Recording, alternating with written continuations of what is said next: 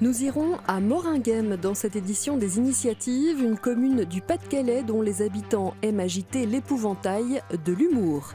Direction Castet également, près de Dax, pour découvrir des logements sociaux en bois réalisés en pin des Landes. Mais d'abord, au chapitre santé, voyons cette plateforme téléphonique actuellement testée à Cannes et baptisée Médicaments Info Service. Au bout du fil, des pharmaciens qui renseignent des patients perdus dans leur traitement ou leur posologie.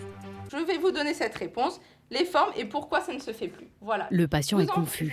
Il s'est renseigné sur son traitement via Internet et les informations sont contradictoires. Vanessa Ferreira, docteur en pharmacie, va lui préparer une réponse personnalisée pour évacuer les idées fausses.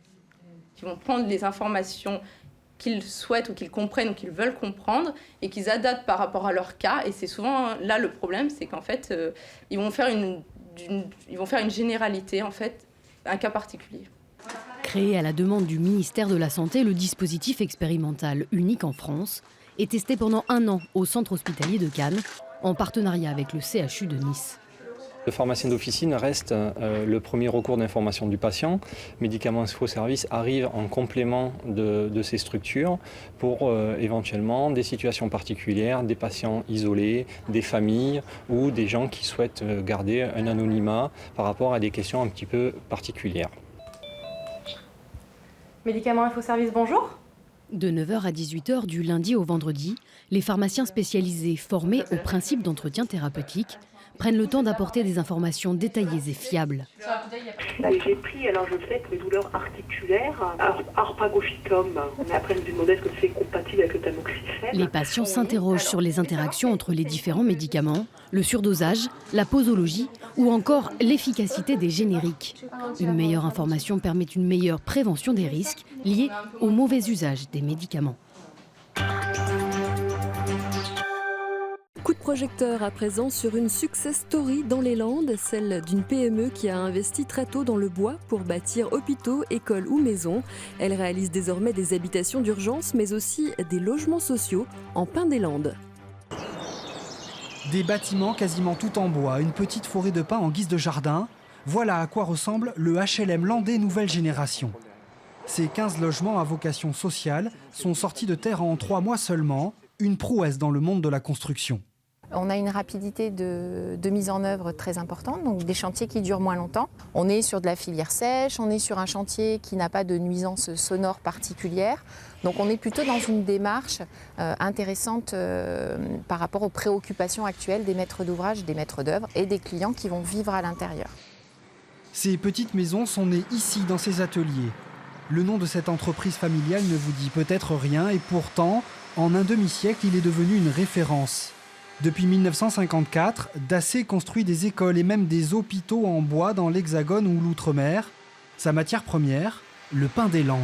Nous essayons de toujours être le plus proche possible de nos racines pour produire, si ce n'est landais, au moins 100% français, mais d'être le plus landais possible, ayant la matière de la forêt autour de nous. De Mayotte à Marseille, la success story de cette PME de 60 salariés ne se dément pas.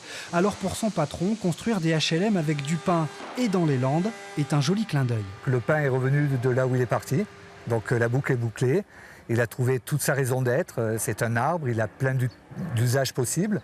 Et nous, on a essayé de lui en donner l'un des plus nobles, créer de l'habitat des gens, et surtout, dans le cas précis, des gens qui en ont le plus besoin. Le prochain chantier ne sera pas à l'autre bout de la planète. La métropole bordelaise vient de faire appel à l'entreprise landaise pour construire des logements d'urgence. Plonger dans l'eau pour voir le ciel, c'est possible à Tarbes où des photos prises par la NASA ont été immergées au fond d'une piscine. Je trouve ça bien, après on en apprend plus sur les planètes et sur les étoiles, sur la constellation.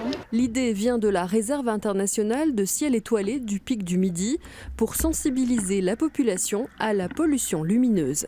C'est faire comprendre aux gens que la lumière la nuit, ça empêche pour le Pic du Midi d'observer les étoiles.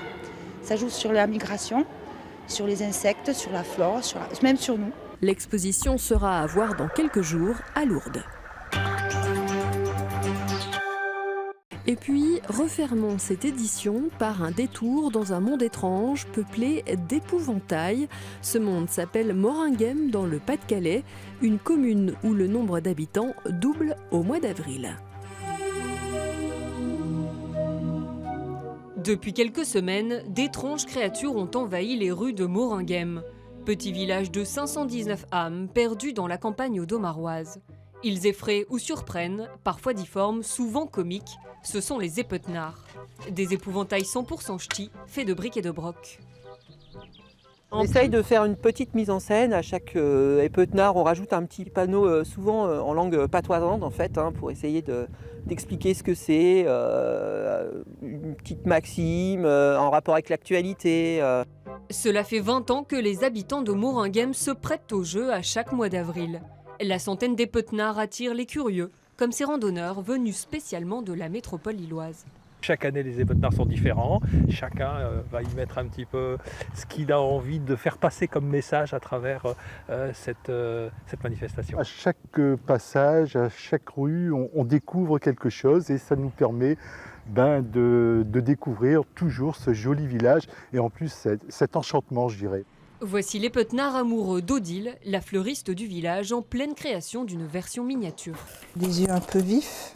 Pour elle, l'épeutenard idéal est celui qui allie déco, récup, matière naturelle, et puis humour aussi, parce qu'il y a beaucoup de monde qui met des petites phrases sympas. Des créations uniques et surtout éphémères. Le 30 avril, les épeutenards seront menés au bûcher, signant la fin des festivités.